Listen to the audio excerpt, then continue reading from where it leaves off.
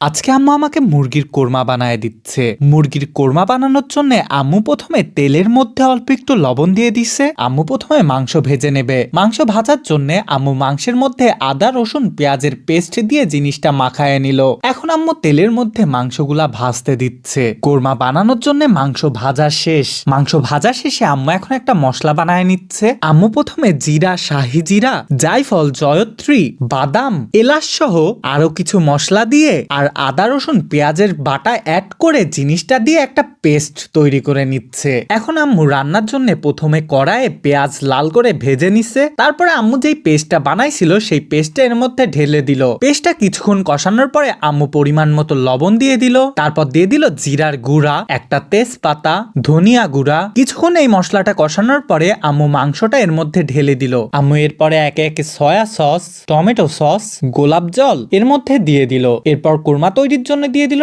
টক দই। আম্মু ঝাল করার জন্য পরিমাণ মতো কাঁচা মরিচ দিয়ে দিল আর দিয়ে দিছে অল্প একটু লাল মরিচ। ফাইনালি একটু পানি দিয়ে আম্মু মাংসটাকে কষায় নিচ্ছে। এরপর পাশে একটু লাল করে পেঁয়াজ ভেজে বেরেস্তা দিয়ে দিল মাংসের ভেতরে এবং মাংসটা হওয়ার পরে শেষে দিয়ে দিল চিনি। আমাদের সুস্বাদু কোরমা কিন্তু তৈরি হয়ে গেছে। আম্মু কোরমা দিয়ে খাওয়ার জন্য অল্প একটু পোলোয়া রান্না করতেছে। প্রথমে অল্প একটু পেঁয়াজ দিয়ে তার মধ্যে চালটা দিয়ে একটু ভেজে নিচ্ছে। তার মধ্যে পরিমাণ মতো লবণ, গরম মশলা, তেজপাতা, কাঁচামরিচ দিয়ে পানি দিয়ে দিল। কোরমা দিয়ে খাওয়ার জন্য আমাদের পোলাও কিন্তু তৈরি হয়ে গেছে। টাটা, আল্লাহ হাফেজ, দেখা হবে পরের কোনো ভিডিওতে।